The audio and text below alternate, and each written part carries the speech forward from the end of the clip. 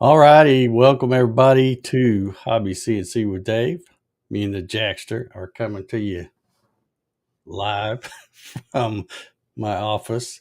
It is we've had last few days we've had heat advisories, and it's still about a balmy 85 out there in the shop. So I decided to do the show from in here again, but I have brought in some show and tell stuff. So have some have some stuff to show you. So let me bring in my panel here tonight. Let's see if I can find the right button here. There we go. All right. Ooh. New layout. Yeah. Well, that's the same one we had last week, Oh, but you didn't get to see it because you came in late and we'd already switched to dynamic mode. I think by the time you got there. But anyway, what's up with Ryan this week? just trying to do some more 3D printing videos. Got one coming out tomorrow morning. Hopefully, it does okay. All right. Good Yeah, deal. but that's about it. Been running around like crazy trying to get stuff done, and it just goes. All right. Well, I'll look forward to the notification Good deal. and try to be the first one there. All right, Mr. Paul, what do you got going on? You want to show off your little box? I saw it on you show it on Ryan's show. You can show it here. Sure. There's my little, and you turn the knob and it's all gear driven on the sides here. Yeah, I like that. Yeah, it's a fantastic box. And I got the plans for that on freelaserfiles.com. All right, And that's a sweet. great site, and their plans are free, and they have a real nice collection of plans. So Yeah. if you want Now, some good laser plans, check it out. I know you said earlier there was a lot of parts to that. About how much time have you got counting cutting parts and assembly and everything? Um, Well, I can't count cutting because I made a lot of mistakes. But Oh, okay. assembly time, I'd say I probably got maybe 6, 8 hours in assembly Okay. All right. So, because there is a lot of parts, and it's yeah, yeah. and you have to I, the where the gears mesh, you have to it's you put them in and make sure they mesh, and you have to wax the gears so that they don't have too much friction. Yeah, Yeah. And you have to make sure they fit the axle piece, and that they're not too tight. And then there's a nice compass rose on the top.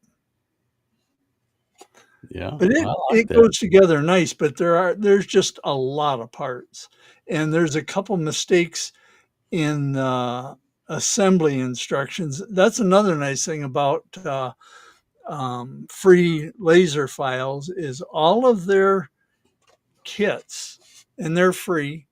All of their kits have accompanying videos, assembly videos, Oh, that's pretty sweet. and but I found a couple of mistakes in the video. But yeah, it's a nice website, and they have good videos. Al Forte has built a couple or three of their marble runs. They have marble runs that they produce, and they're really slick. Yeah. I've built a marble puzzle where it's a maze and you try and get the steel ball through it. Uh, but yeah, I like their plans. cool. Okay. I'll have to check that place out because I've heard you mention it two or three times now, and I just it's one of the sites I haven't checked out yet, so I'll have to check that out. Well, as I mentioned, I did since I was going to do the show from in here in the office, I did bring in some show and tell stuff. As you know, I'm into the BAMX. Let's see if I can.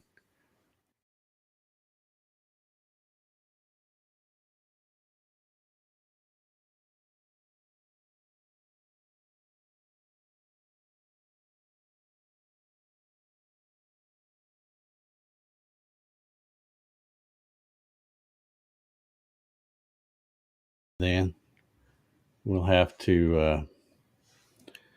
Let's see if I can do it this way. I'll unlock myself and Can you do it on your Dave Alone screen? There you go. we'll do it like this. Oh, Yeah. hold on here. I don't have my other light turned on. So let's get there. That makes it a little better. Yeah, this is the bourbon, what they call the bourbon BAMX. So I'm trying to get a good thing on that. But this is one of the trays I ran last week. And of course, I got the little, I don't know what you call them, little dip Yeah. dishes or salsa or whatever you can put in there.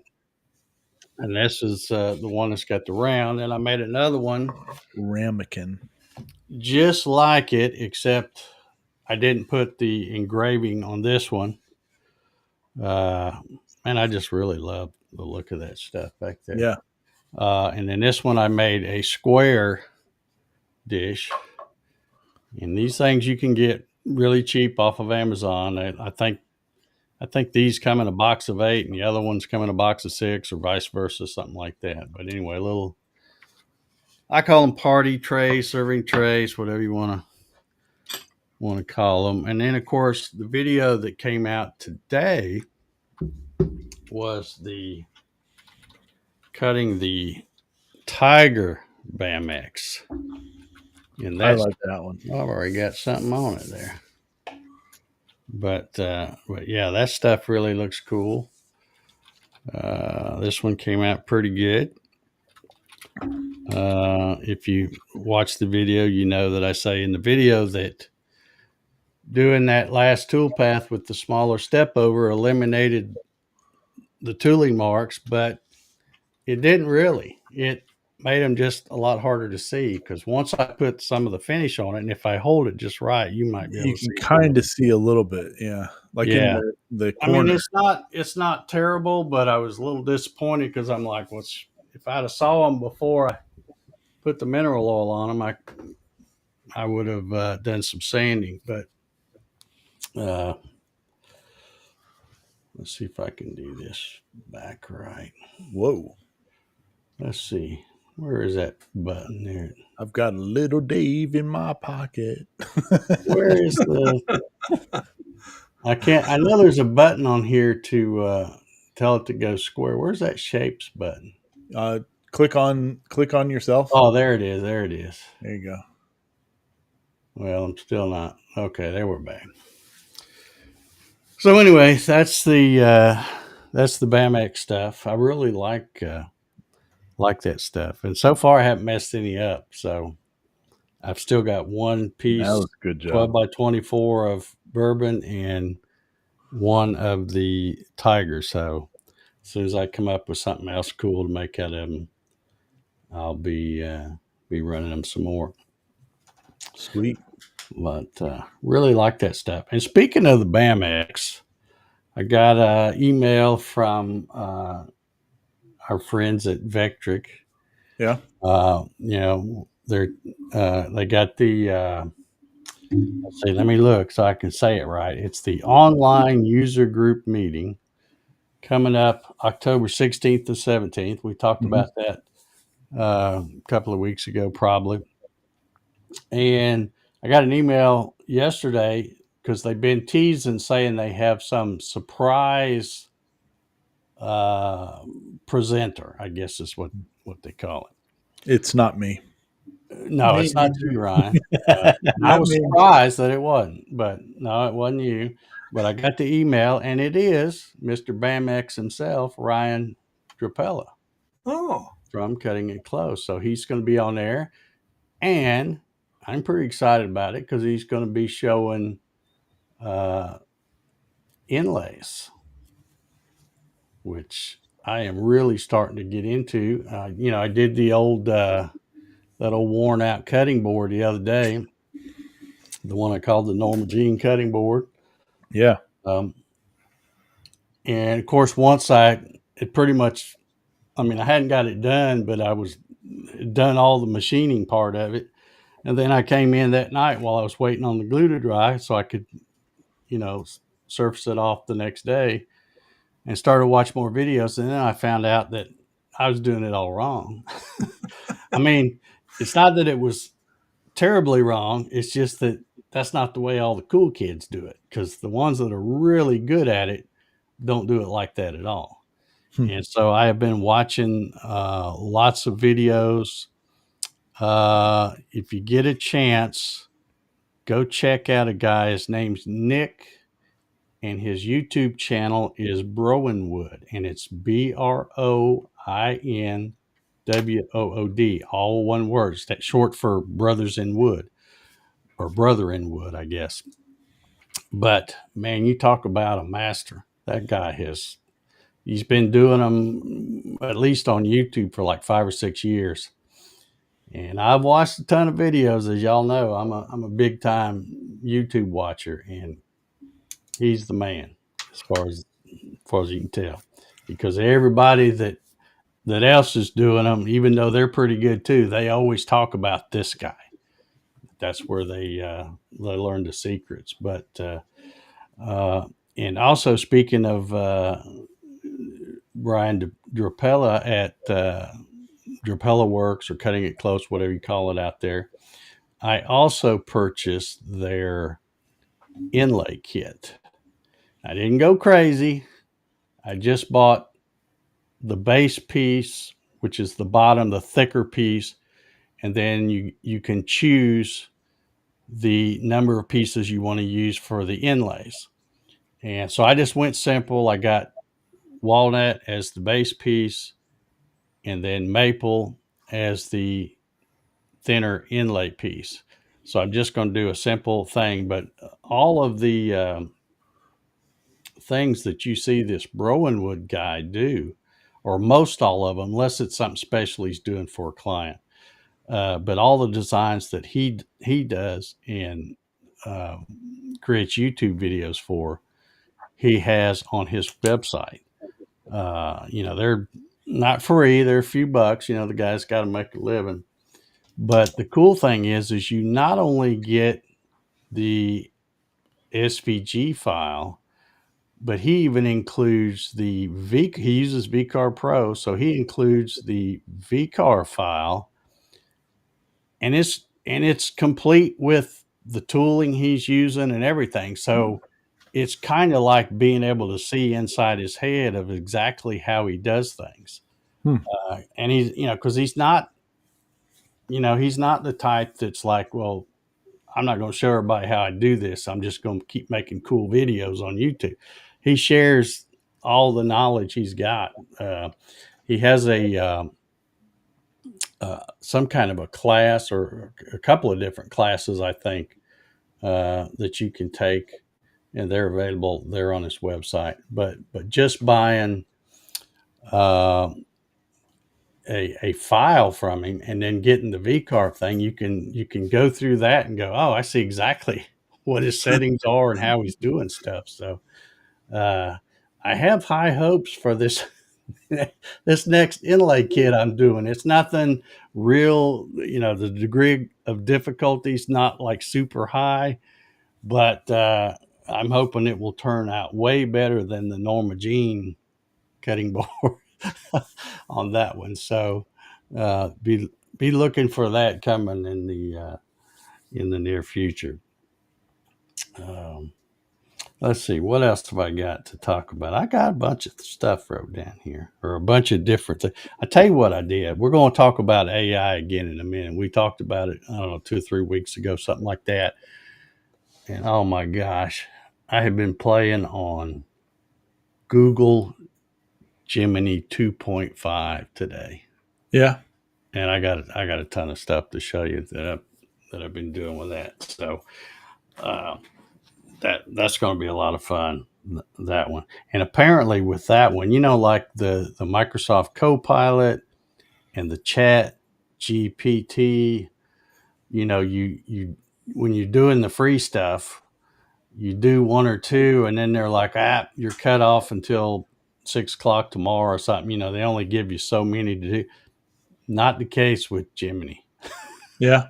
You just do it until you get tired of doing it, because I don't guess there's any limit, because they haven't. That's why I got on a roll doing some of those, and I'm going to show you some of those that I got here in a little bit. But before we Sweet. do that, let's talk about something else. Let's talk about some of the news going on in the CNC world out there. Yeah.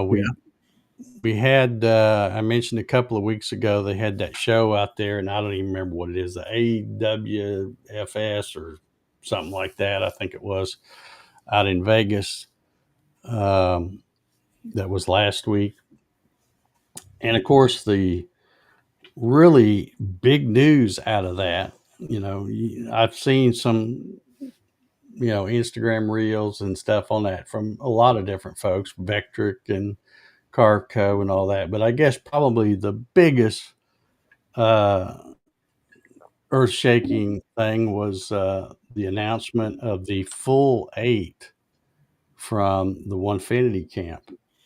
And just wondered what everybody's, I'm going to get my comments queued up over here. Just wondering what everybody thought of that, if they've seen it, what they think of it. Um, Paul, you have a Onefinity. What say you about the full 8? What say me is you got to have a lot of room to use that thing, Yeah. because it starts out as a 4x4 bed, and then it goes both ways to be able to use all the different, or to use a total 8 feet. So you got to have, when you and I were talking, Dave, I think we figured you got to have 12 to 14 feet for Yeah, that yeah. for that thing to work.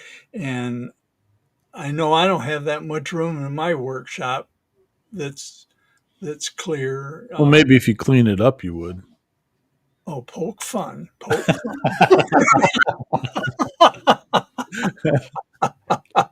Ouch. Yeah, I guess I deserve that. Should have seen that one coming, Paul. I should have. Stevie Wonder seen that one coming. Yeah. Yep. But if I was going to get a full length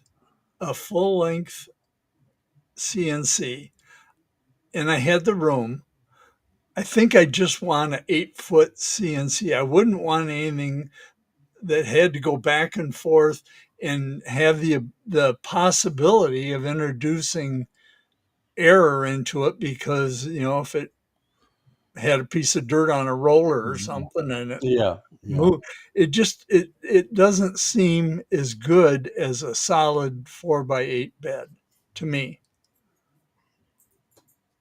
All right. Yeah. Ryan? I'm kind of in that same boat. I asked um, STL Woodworks, Greg over there. He did an interview with Stone, and he put out a video the other day about that whole thing while he was out there. And the question I was asking on in the comments was, well, or the thing I was pointing out was, it had the rapid change ATC on there on the back of the machine. So if you're cutting out in the front of the machine, which is probably where you would be cutting 90% of the time, and it needs to go do a tool change, it's got to swing that bed all the way back to be able to do a tool change and then go back up again. So that was one thing I didn't really like about it. But I mean, it's a neat piece of engineering. I don't see it being very very marketable. Yeah. Because You happen to see that old, you have to have a ton of room to be able to get around that thing, and it's not even that, because like I was thinking about like how you would set it up in a shop. You have to set it up along a wall, like, because if so that it will move the bed sideways along the wall. Mm-hmm. And because if you have it coming out, I mean, then you've got the machine at least 4 feet hanging out into the shop all the time. And so if it's against the wall, then at least it's moving along the wall side. But you still need to have it out from the wall a couple feet, I would think, so you could get along the back side of it, because a 4 foot bed is pretty deep. I mean, you don't want to access that from one side. So Mm-hmm. I, it, I'd buy an Avid 4x8 yeah. if I was going to do something like that. Yeah. It Which would be I interesting to see the difference in price between that in Onefinity with the moving bed and the Masso and all that kind of stuff added up yeah, compared to an just, Avid. just getting an Avid 4x8. I mean, Yeah, the Avid's probably going to be more still, but but enough more to make a difference. yeah. No. But my only other thing too is that when um the bed is hanging or sitting there, so you have a large section of it hanging off one direction or another all the time. So when you shut it down, like, my thought process would be that it should center itself, so that you have 2 feet hanging out of both ends instead of 4 feet hanging out one end, because then, I mean, you put stuff on there, then you have more of a chance of it tipping over and stuff like that. I don't know. It's not going to be for me for sure. But uh, I mean, I hope they sell a ton of them. It'll be interesting to see how people like them once they get them. But I think it's something that you got to have like in open shop area, because it's going to move around. Yeah. And if you're And not really, careful, it's going to knock you on your face. I don't see any real advantage to it Yeah. Yeah. Me at all. neither. Yeah. Well, I'm gonna try to be nice here tonight. Um, there's never any guarantees, but I'm gonna try to be nice. But I know one of the things that popped in my head when I first saw I guess it was the reel that Morgan did with Onefinity. I kept thinking, all right, now exactly who are you guys trying to market this to? Because anybody that's a commercial business that's well into CNC stuff, they're not going to be interested in it because it takes up way too much room when they could just get a regular 4x8 or even a 5x10 Yeah. uh, you know machine. So they're not going to be interested. And then the hobbyist type people or the side gig type people that are working out of their garage, again, it takes up so much damn space that they either don't have this room for it, or if they do, they'd probably go, well, heck, regular 4x8 is going to take up less room than this one. And again, one thing that I always kind of got a little ticked off at, not so much with Onefinity, because they kind of said 4x8 capabilities and kept calling it the full 8, but then the people that were doing the YouTube videos, and I can think of three of them off here. Hamilton did, I think, the first one I saw. STL Woodworking did that one Ryan mentioned, and then Yeah. a guy called Van Stray, he Yeah. was Yeah. at the show and he did one too. And they all kind of throw in that 4x8 in the title, and I'm like, you're misleading folks. It's not a 4x8. It's Title. a tiling machine is what it is. It's not a 4x8 machine. So I don't know. It's one of those things when I think about it, I'm like, man, what are you guys thinking? what did you really put a lot of thought into that? What's the end game here? Maybe it's a quick money grab to get the the ones that will buy anything they put out. Because some folks are that way. You take I compare them kind of to the Apple mentality. People stand in line for hours to get the latest greatest iPhone when they just had the one before that. So Yeah. I don't know. I just don't see it. But it's like I said, it's going to take a bare minimum of probably 13 feet because you got a 4x8 piece of plywood on there. It's got to do 4 feet, and then it's got to come forward 4 feet, and then that means there's another 4 feet in the back that was going that way. So, you know, that's just a big old machine for something that only does tiling. And to Morgan's credit and Stone's credit, they did correct a few people because some of those people that were coming up and asking them, they go, well, no, it doesn't run a 4x8 sheet. It Tiles. tiles a 4x8 sheet. So, but I don't know. That's just one of the weirdest things that's come out in the CNC world, in quite a while. I think they're going to also just thinking of a safety standpoint. I think before that thing would shift, like to move the bed forward or backwards, I'm thinking it should make a noise. Because like Dan Goris is in the chat and he says, I like to stand in front of my machine and watch the chips fly. Well, you better not do that on this thing because it's going to knock you on your face. And so, but like, I'm thinking it would need to like make it some sort of warning noise saying, hey, there's a whole lot of mass going to be coming forward or going backwards. Like, I don't know. Maybe it's because I'm married to an attorney. So I think it That starts might have thinking of something to these do things. with it. Yeah. But it's gonna, you watch when this thing comes out, it's gonna level some people. And Yeah. Unless, yeah. of course, they mount it on the wall. There's probably going to be somebody try to do that too. Oh, this thing takes up too much room. Oh yeah, I got it. I'll mount it on the put it on the wall, wall, have like it some of go. those other knuckleheads. Yeah, I don't know. And again, to Paul's point, anytime you have moving parts, there's something subject to get off. Yeah. Well, That I noticed too that they also made a dig, I believe, at CNC Labs because in the one video from that the one that Greg put out, they make a comment in there about how what they do is more accurate than a rack and pinion. And since CNC Labs is working on a 4x8. Yeah, and of course, to me, when I hear that, it makes me think, well, are you trying to say that Avid is junk? Right. Yeah, because I can tell you right now, Avid eats your lunch all day, Onefinity, and not even burp doing it. So, yeah, there's nothing wrong with rack and pinion. Definitely as far as speed and even with accuracy. Yeah.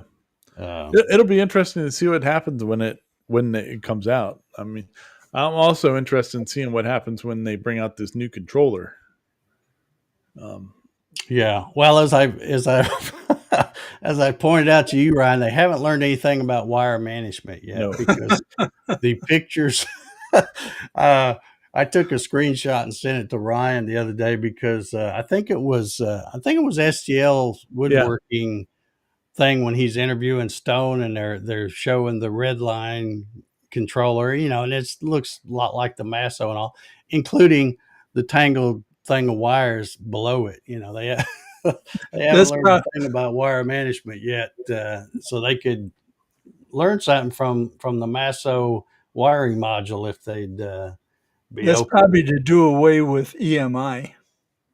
Yeah, keep them all separated. Yeah. You might be right, Paul. Why didn't I think Paul? of that? Why didn't I think of that? Well, I don't know. It's it looks like the comments I see over here in the chat are pretty much about the same way we feel. I like that. Shuffleboard table. Get a Hell yeah. So there you go. Heck yeah. Yeah, Marcel is like, how many people actually would use an 8 foot? Probably not very many. I No, mean, Yeah. Well, I that's what I mean. A lot of the Onefinity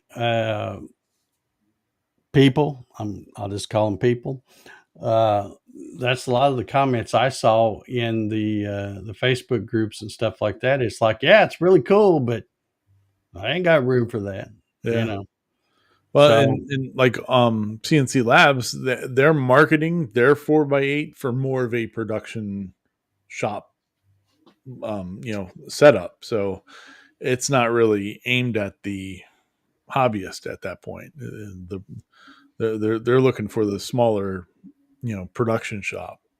I But think the reason that Onefinity came out with that design is on the y-axis. If you went 8 feet, you have to have a tube 8 feet long yeah, for that gantry to go on, and with no means of support halfway. yep, And I don't think it would be possible to get the accuracy that you need. yep, And so this is a way around that and still keep the tubes on the y-axis. yeah. I think yeah, for some reason, you should just I'm glad admit your limitations and just that's what you Exactly. are. Yes. You know. I'm glad you brought the tube thing up, Paul, because for some reason they seem to really be married to those tubes. Because even their rotary axis thing came out and it's round It's tubes, tubes. Yep. and I'm like, okay, whatever. Um, but as Ryan on that video he did comparing the Onefinity to the Oh, uh, alt mill, yeah. and I'm Here we sure he go. ruffled a few feathers there. Is the Onefinity? I don't care how thick you want to say those rails are and all that. They're unsupported rails.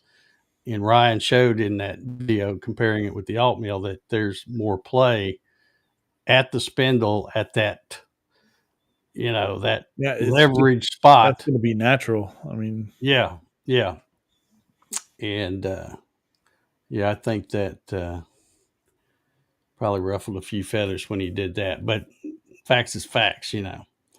Um, yeah, that's true. And I used to shake my head when people were building the Gatton CNC kits, and they're like, "Oh man, them lead screws come 6 foot. I'm not cutting them. I'm gonna make as big as I can." I'm like, "Oh, come on, people. It don't hurt to cut them. Cut them, make them the size you." And then a lot of people after the fact were taking their machine apart and downsizing it and shrinking it up, which they should have done from the start. Or you'd see them, see pictures of their machine or see it in a video or something, and like Marcelo said, the first 2 foot by 2 foot, the spoil board's all all tore up, and the rest yeah, of the stuff isn't tore up. But the only reason is because it's stacked full of stuff back yep, there. I, I use Tape the measures and I clamps and use the I use the back corner of mine once in a while just to make sure that stuff will go that far. yeah, yeah. yeah. But When at some point when I moved my Gatton down to the shop, I've been considering making it smaller because I made it as big as I could for the amount of lumber that I had. So I have a cutting area of like 36 by 54 or something like that. So, but I've been thinking about chopping it, like cutting it in half, lengthwise, and and just having a smaller machine. But we'll see. yeah, okay. Well, we'll move on from that subject. I'll definitely be keeping an eye on it, as I'm sure Oh yeah, y'all will too. But I'm anxious to see what the just how that's going to go. I don't know. I don't know what they were thinking on that one. But anyway, all right. As I mentioned earlier, um, I've been playing with AI today. I've been playing with that Google Gemini 2.5. Has anybody been playing with that at all? No. That's well, I'm gonna show you some of the stuff I got here. Yeah. I'll share my screen here in a minute. I started out. Here's what I'm wanting to do. I mentioned the inlays that I'm wanting to try, but I think that's really cool doing the fancy inlays, and especially if you don't want to or can't for some reason, you don't have the other tools you need, like a table saw and stuff like that. You can buy the kits, which when I say kit, basically what you're buying is the material from the Works. And the inlay kit, you can tell it whether you want a maple or a walnut base. You have the inlay wood pieces, and this is all ingrain woodlay stuff. That's glue ups is what I'm talking about. You can get maple, walnut, paddock, uh, cherry, yellow heart if they have it. I think they're out of yellow heart most of the time. A bunch of different stuff, and get it. And Browenwood did a nice video on this about 2 or 3 months ago, where he had some of his students ask him if those kits from Drapella Works were good, and he didn't know. He hadn't heard of them. So what he did is he got on there and ordered a whole bunch of stuff from the Drapella Works, and then did a video where he makes a kind of a Texas scene on a cutting board, and then he sends it back to Ryan after he got it all done. But he was kind of doing a review of it for his students because he wanted to see, and he was really impressed with the quality, all of the ingrain pieces, whether it be the ingrain or the base piece, the thicker piece. They're all shrink wrapped individually. Hmm. And the guy, Nick at Brownwood, said that they're even already sent. He said, basically, you could order one, take it out, and put a little mineral on it and use it as a cutting board. It's like that good right out of the thing. Nice. So anyway, I'm going to be using those probably that way I don't have to spend the time doing all that other stuff, prepare, because it takes a lot of time to cut all those things up, do the glue up, then you got to plane them, then you got to go cut them the other way and flip them to turn them on it's a lot of prep time to do that. And just to be able to get the things ready to run on the CNC from Drapella Works, that's going to be my cup of tea right there. But I don't want to be dependent on just buying other people's files to run. I want to be able to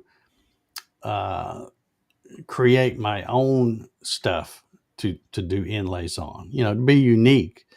And so that's why I've started playing around with this AI again, because I have bought some files. You can get, you've heard me talk about 3dwave.us.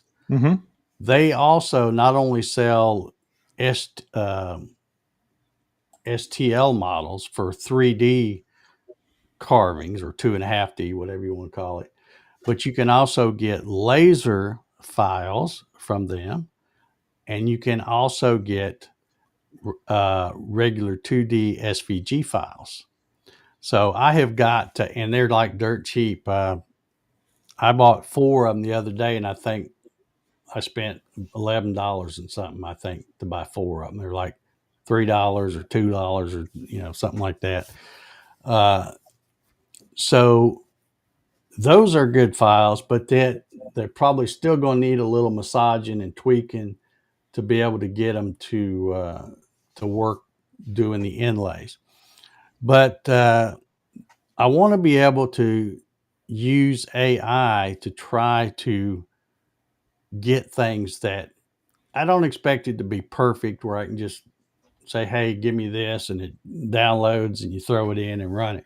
But at least get it closer than a lot of things, than just trying to find a JPEG or, something like that, a PDF off of Google Images or something, and then you try to do the bitmap trace with Vectric, and I don't know. There's either that stuff doesn't work that great, or there's a real art to dialing it in, and I haven't figured out which, because normally, unless I get a line drawing that's black and white, then I can get a pretty good trace. Anything else with any kind of color or even grayscale shading, it's kind of hit or miss. So, but anyway, I want to show you some of the stuff, and I even copied down what I put in the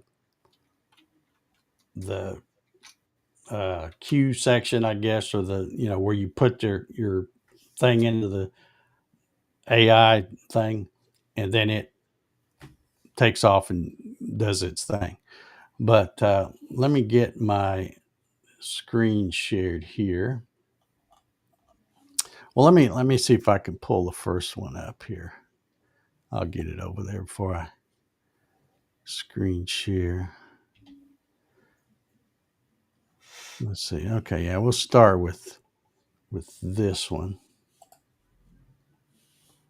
You're gonna hear my computer humming as I get more resources going here.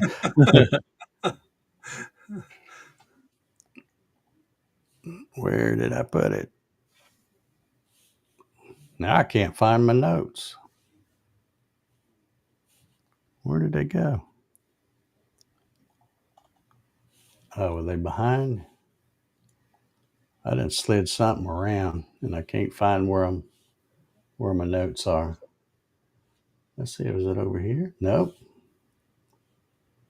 What the heck? I see it over here, but it's, oh, wait a minute. There it is. I got to drag it up. Okay, here we go. All right, so the first one I did, and this is using Google Gemini 2.5.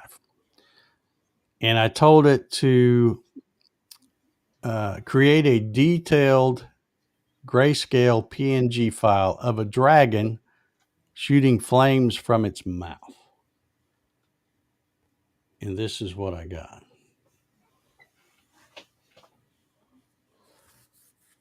All right, now here again, I'm just seeing the green blob. So can y'all see that? Yep. Okay, I'm gonna go ahead and maximize it. All right, so you guys let me know if for some reason I show something or I think it's showing and they can't see it. So anyway, that's a really slick drawing, but bring that into VCarve Pro's bitmap trace and it's a freaking nightmare. Yeah. You get all kinds of junk stuff. You don't see the flames. Like I said, cool picture, but not something that I'm going to be able to work with, I don't think. So I'll just close that out and you can look at my screensaver. So the next one I did, I tried another one. I said, okay, create a grayscale image in PNG format of a Bigfoot walking through the forest. And I got this. Oh, there you go. Now, again, really cool image, but not something that's going to trace well. Yeah, that's a good laser image. Yeah, good point. Excellent laser image. Okay. So then I thought, all right, Dave, this is not going to work. So let's try something else. So I said, okay, create a grayscale PNG of an eagle in flight over a mountain. Okay. And I got this. All right. Again, great image. Perfect for laser engraving or something, but not really what you're looking for when you want something to try to vectorize. Yeah. Okay. So then I finally thought, all right, this is not going as planned, Dave. So change the prompt around a little bit. Let's change this prompt around and ask for something different. So I know a lot of times when I used to get stuff off of Google, I would always set the selection for line drawing. So this time I said, create a line drawing of a wolf with a snarling mouth. Ooh. Yeah. I wanted to see some wolf teeth here. So this is what I got. Oh, there you go. That's And good. now I could show you, but and maybe I will if somebody wants to see it. But I actually pulled this into VCarve Pro, did the bitmap trace, and took the bitmap. I think it's the slider that's up towards the bottom. It's something the one about bitmap fading, and I slide it all the way over to the left so that there's no fading to get as pure black and white as I can, and trace it, and it basically looks just like this with the vectors. And you could, I even pulled it over and did a VCarve tool path, and it works fine. It still would need some manipulation and some tweaking to get it for inlays, but as far as VCarve carving and stuff like that, you got something you can work with doing it with this. All right, so let's moving right along here. So the next one, I thought, okay, well that one wasn't bad. Now let's create a line drawing of the head of an angry grizzly bear. And I got, where'd I do it? Here it is, right here. Ooh, there you go. So again, another drawing that's, I won't say super easy, but at least something you can work with the bitmap trace by, tracing this and turning it into vectors. And again, this one will go straight into VCarve toolpath, and you can create a toolpath with this right off the bat.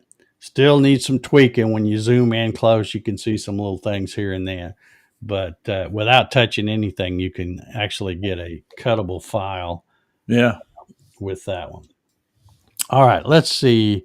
Now here's the holy grail of the holy grail of AI asking here, because you remember a few weeks ago I had asked what was it, Copilot and Chat GPT, that I wanted a picture of a 1970 Plymouth Barracuda. Yep. Yeah. And it gave me a picture of a 1971. Both of those did. All right. Well, this is what I got. Oh, it's got the sickle Wow. light. Now, I don't know for sure. There's not enough that I can see on this car to tell for sure that that's a 70, but I can definitely tell it's not a 71, because the 71 is the only year that they made dual headlights on the 70. I had a 1970 that looked like that. And then 71, they did the dual headlights. And then 72 on through 74, they went back to the single headlights like that. So anyway, that's that one. I think I skipped one, and I don't know if I wrote down the prompt, but on one of them, I asked about a dragon, and I got this, which pretty simple drawing there. That would easily, you could easily turn that into vectors. But I went back and edited the thing and said, hey, I'd like to have just the head of the dragon. So then I got this, but then I didn't like it because the mouth was closed. So I said, okay, how about a dragon's head with the mouth open? And then I got this. Nice. Of course, all three of these were good line drawings, easily able to run through bitmap trace and get a decent vector files with them. So anyway, I thought that was kind of cool. I'm going to be playing around a lot with AI. I got a feeling. It's all about doing the asking the right questions and phrasing it the right way, and I'm probably going to spend some time. I know this is going to surprise you. I'm going to spend some time watching YouTube videos because there's people that do YouTube videos on how to do AI stuff. Yeah. The problem is the one or two that I tried to watch today, they were always talking about a paid version. And I'm like, just show me how to work this one that's free right now, Yeah. how to get the most out of it. But Uh, because there's so many, Gemini. what's that? I was answering Al's question. He was asking which one you were using. It was Gemini. Yes, Gemini, Google Gemini 2.5 is what I was using. Marcelo's got a question there too. What did I do with it? Okay, I see it, but Oh, there you go. Nope. that one. Where'd it go? Let's get it flashed up there so that. What did I do with it here? You broke it. I broke it. Yep. Where did it go? There Okay, there it is. All right. Marcelo asked, how does VCarve deal with sharp corners on both the inlay and main board when using a tapered ball cutter? Well, I am certainly not qualified to explain that, but I will tell you that that's one of the things that I realized I was doing way wrong, is because that video I did, 2 weeks ago or so now, with the Norma Jean cutting board, where I put the cow on there. I had watched the Vectric tutorial video about how to use that new Vectric inlay toolpath feature that I think, I don't know when it came out, but it's a special thing. And there is a couple of things that are nice about that. When you go to use that toolpath, it automatically creates two sheets, one for the inlay and one for the plug, and it automatically inverts or flips over the thing so that you don't forget to do that. But then after I got to watching Browen Wood and I see MS Woodworks, I think was the other guy, and some other guys, I realized that, man, all the guys that are really awesome at doing this, they don't use that stupid VCarve inlay toolpath feature. They use a regular VCarve. But here's the trick, and I'm not spilling any beans here, because if you watch, they'll flat out tell you that they do this in the videos. But they take, if you go to use the VCarve inlay toolpath, which is the feature that they, Vectric made to try to make all this easier, and you go, well, I don't want to use a 30-degree V-bit or a 60-degree V-bit or a 90-degree V-bit. I want to use something really pointy, like that tapered ball nose bit. And they have the ones that are like super, they look like they're a point, but they're not, but they're just really skinny.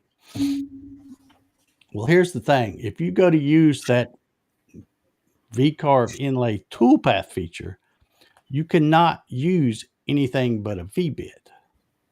You cannot use a tapered ball nose. But if you go to the regular VCarve toolpath and you take your tapered ball nose bit, and what I did is I just made a copy. So I have one that's a real pointy Amana. I think it's 46280 is the number, I think, but it's a 1/64th radius, which has a 32nd tip on it. Like I said, real pointy. But what you do is you make a copy and call that a different tool, and then you don't call it a tapered ball nose. You call it a V-bit. But you put the angle, and again, sometimes they use the side angle. I think on a tapered ball nose, they use a side angle, so that you're basically putting half of it. So you'd put 6.2. But on the V-bits, they use the included angle, so you would put 12.4, which is what it is on both sides. And that's how those guys are doing it. They're fooling Vectric into using that tapered ball nose bit as a V-carve bit. And you get fantastic results. So, yeah, Marcelo says he uses a 10,000th radius taper. So you can get them. Yeah, there's the one that Browenwood guy uses.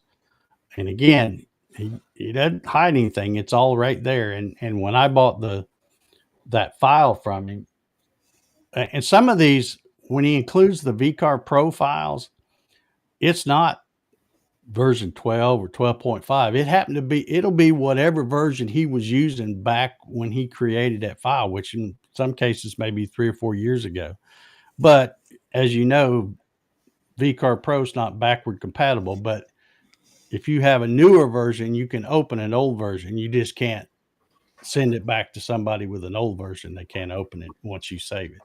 So, but anyway, I don't know if that comes close to answering your question, Marcelo, but all I know is I see it work all the time when I watch those videos. They're using a very, very small tapered ball nose, and they describe it in the tool database as a V-bit. And that's how they're getting it to work.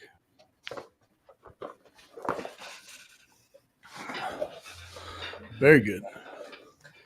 So I was reading some of these comments here. Marcel says there are times it takes long to prep, cut, and glue the boards for ingrate than it takes to do the inlay. Yeah. Well, I just think that since this guy that's so good at these things gave kind of a 2 thumbs up for the kit that he got from Drapella Works, I'm thinking, I'm not interested in spending all of that time. And I've got the equipment, I've got the, a table saw and a bandsaw and all that kind of stuff. I could prep my own blanks like that. But I figure since I'm new to this, why do I want to spend all that extra time and then screw it up? Yeah. Let's just screw it up right off the get-go.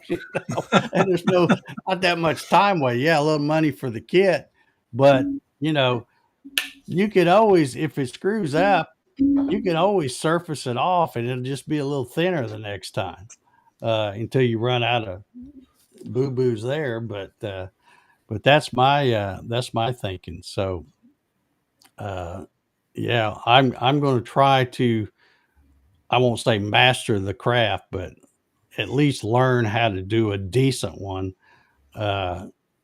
by using the stuff coming from Drapella Works. Where I won't have 5 or 6 hours in prepping the blank and then blowing it like that, Yeah. But hopefully I won't blow it, because now I know some of the secrets. I've been watching some of those videos, and really the light bulb kind of popped on when I bought that file. And it was a $20 file that I bought from Browenwood. And like I said, you get the SVG, but you also get the VCarve file. And in it, he doesn't delete toolpath or whatever. He'll tell you, he'll say, now look, just by getting this doesn't guarantee you're going to get good results like I get. He goes, the tooling may be different or whatever, but he shows exactly, excuse me, what tool he's using. And of course you get to see the depth and start depth and all that kind of stuff. Sweet. So, all right, we're already over an hour, and I didn't get to show you the coolest thing. I have to laugh because you guys are going to think this is so stupid. But I'm going to call this the what Dave does when he has too much times on his hands segment. That's what, Oh, okay. that's what I'm going to call it.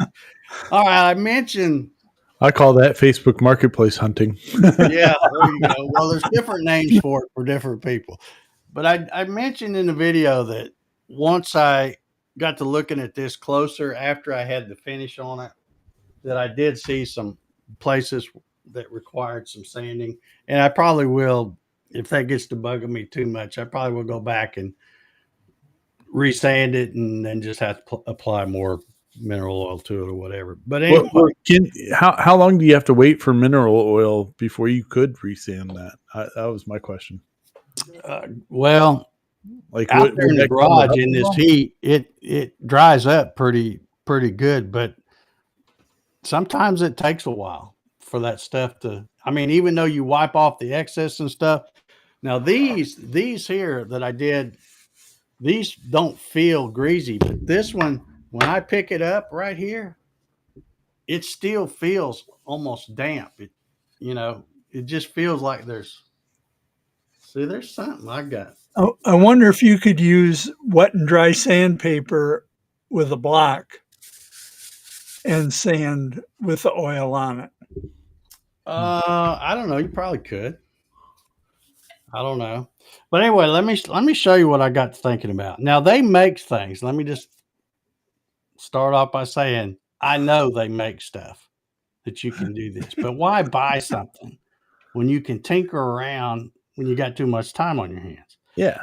So I got to thinking that what if I 3D printed something like this? Let me make myself big again if I can do that. I 3D printed something here Oh, yeah. like that. Yep. And I've got it happened to be a 5/16 bolt. I had 3 or 4 of those, and that's an oddball size. So I used 5/16 bolt. But here's you can see the hex shape. Yeah. And if you look close, I think it's pretty obvious that that's not in the center. Right. Oh, yeah, yeah. It's offset, so you get a little oscillating action. So my thought was, I'll make something and I'll CA glue a piece of sandpaper. And I just took this thing once I got it round and set it on my sheets of sandpaper because I got a ton of sandpaper, but it's not the kind you can put on a tool. You got to, it's for a block or something like that. It's just sheets of it. Mhm. So I drew a circle and cut it out with scissors and CA glued it on there and put it in my drill, and I got the little oscillating action, and I'm like, yeah, that don't do bad. But the problem was, and you already know it probably just looking, this is too thick because there's no flex. So you got to keep it flat, and it's hard to do because this is just too thick. There's no give. So Rev 2, I I took this and I made this little flange here. I think it's like about a 16th thick. And then this white stuff is some foam. So I cut some foam and I CA'd that on there. And then here's some, I think that's 180 grit on this one. And now you get that spongy thing. And I'm like, yeah, that's the ticket. That'll work. But I didn't like it because the foam, I'm not sure what CA glue does to foam. I think it kind of melts it and it gets a little messy. Yeah. And then plus you have to have some foam laying around somewhere. So I didn't like that idea. So I went back to the drawing board and I thought, well, let me just make one where it's a little thicker, where you got a little where now this will flex. And again, for those who don't know, this is PET G filament. And old Dave, he don't print at no 15% infill. This is all 50% infill. So, but when you make this thin enough, you get a little flex there. And actually, this one I'm not using because somewhere there's a crack in it because I cracked it pulling it off the build plate. It was so thin. So that was 30 thousandths right there. So then I thought, okay, well, I need to make it a little bit thicker to get to where I can get it off without breaking it so easily, and then still have that flex. So then I went to this one, and this one I made this 40 thousandths, and that seemed to be the sweet spot because now I don't know if I can show it. You get a good bit of flex, but yet not enough where it's probably gonna break. So 40 thousandths, and then like I said, you make the hole. I'm about 60 thousandths off center, so you get the oscillating action instead of, that way you don't mess up and put a swirl in your project. And then you want to make the hole where that will fit snugly, not too snug, but where you can get your bolt through. But you want to make the hex part where you can't push that in with your fingers. You got to take it, straddle it across the vise, and knock that in with a hammer, and then glue your sandpaper. But and again, this is a piece of 240 grit. Just mark it, cut it out with scissors. So there you have it, folks. That's what Dave does when he has way too much time on his hands. I wonder if you could make one out of TPU. That's what I was just thinking about. Well, if I had some TPU, I If would you had probably be able to answer that question because I probably would have done it. if you had an H2D, you could do TPU and then put the PET-G on top of it. So you get the Oh soft yeah, I and got hard. you. Yeah, that would Looks be like you gotta go buy one of those now. yeah. Well, now, like I said, I know they make stuff like this. Yeah, Now, I have one that's got the spongy stuff and it's got the Velcro, and you can spend the extra money to buy these already cut round, and you just stick them on and all that. And I keep it out at my lathe. But the problem with that is when you're using it on a lathe, you got the drill spinning and the lathe's turning. So you got two things turning. So you're not going to get any unwanted marks on that. But when you're doing it on the bottom of a tray like this, yeah. if you just had it straight, you would get it'd be real easy to mess up and get some swirl marks on your thing. But if you oscillate it, I think you could probably, between oscillating it and keeping it moving around, you could maybe, I don't know. We'll see. We'll see how those work. But anyhow, Keep it that's a what old whirl. Dave does when he's got too much time. That's just one of the things old Dave does when he's got too much time on his hands. As you know, there are many things, as you saw from the AI stuff. I want to know like what happens if you just make a line drawing of my angry ex-wife. Like you don't feed it any pictures. You just say what does the AI think my ex-wife looks like? Whatever it is probably better than what it is. So Wow, that's interesting. like yeah, you just give it something. You don't give it a specific person. You just Well, I know you do have to, like when, for example, when I asked for that 1970 Plymouth Barracuda and it gave me that front end, and then I went and I says, "Give me a side view of the car." Well, it knew that I meant Barracuda, but it didn't. It forgot that I had said line drawing before, because now yeah. then it gave me a side view of a Plymouth Barracuda, but it was a real picture, or it looked like something you get off of Google Images, something like that. So You'd get Coldplay's logo. That's that's awesome. pretty good, Carlos. Yeah. Yeah, that's pretty good. Let's see here. I'll ask. I'll tell my phone here. Let's see here. I've got Copilot on my phone. Let's see here. We'll try it real quick. Yeah. I could put on there, what would my workshop look like clean? Oh, it'd probably buffer for days. It'd crash. It would buffer for days, I'm sure.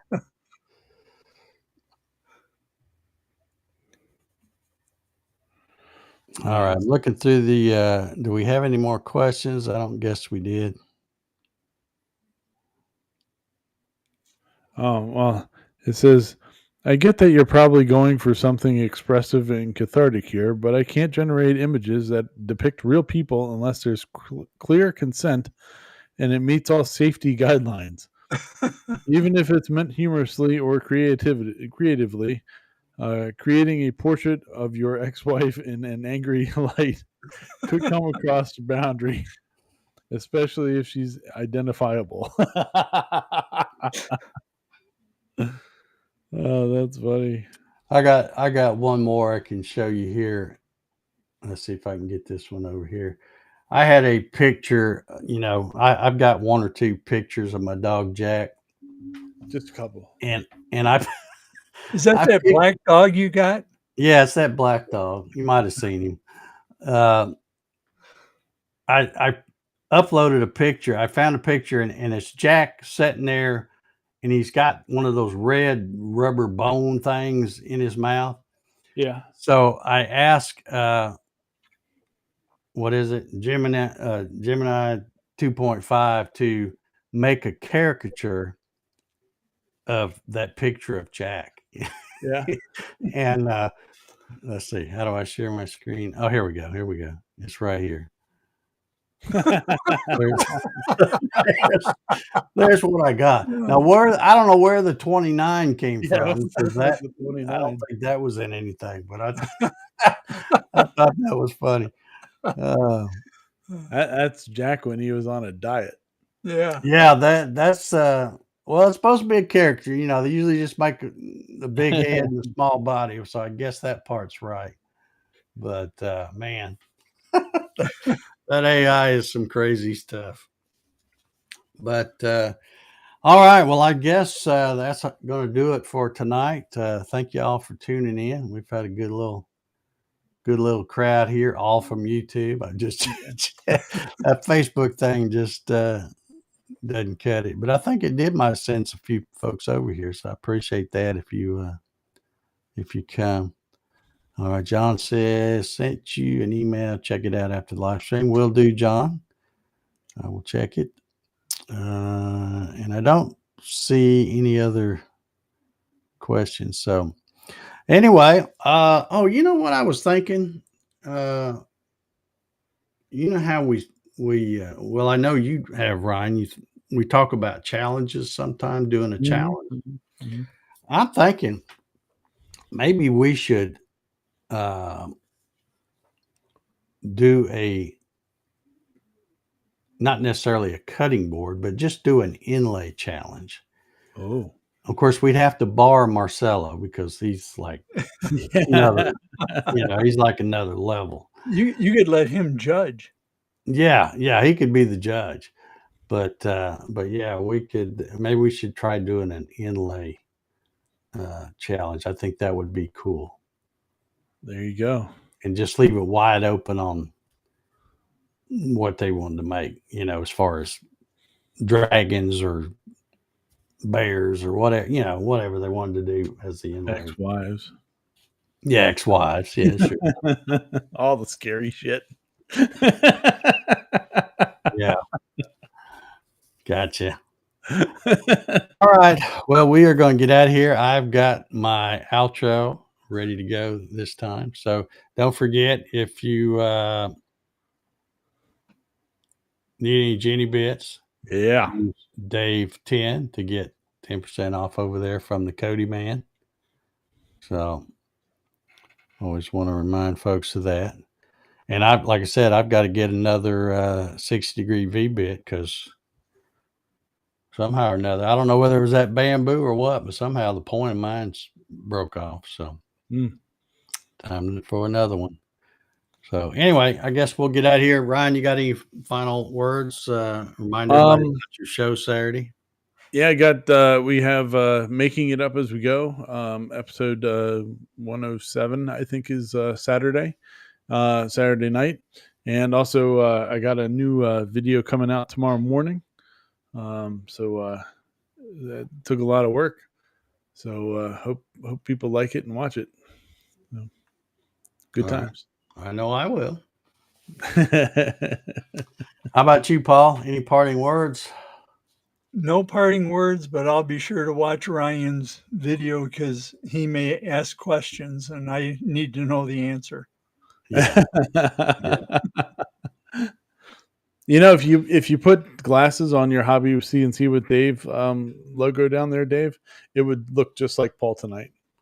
Okay. Yeah. Oh, you know what? We can't sign off yet. I got one more thing. I'd forgot about it until just now. Let me find it. Bear with me 1 second. I got to clear off some stuff because it's on my desktop somewhere. But I have found Ryan's next project. Uh-oh, here we go. Ooh, a front end loader. Yeah, right. No, that's not. Let's see. It's Uh, on my desktop, and I got a million icons on my desktop. So bear with me just a well, second. here we go. I saved the screenshot, and I even called it Ryan's next project. Oh man! All right, let me search for it this way. This is gonna be ugly. No, I think you'll get a kick out of it. Dun, dun, dun, Details. dun. Another little car. I got too many of those already. There it is. I found it. Uh-oh. Okay, let me get it over here. Now, like I said, I was 3D printing some stuff because, as I told you, I was doing these silly drill things. And when you go to Ryan may have already seen this, but when you go to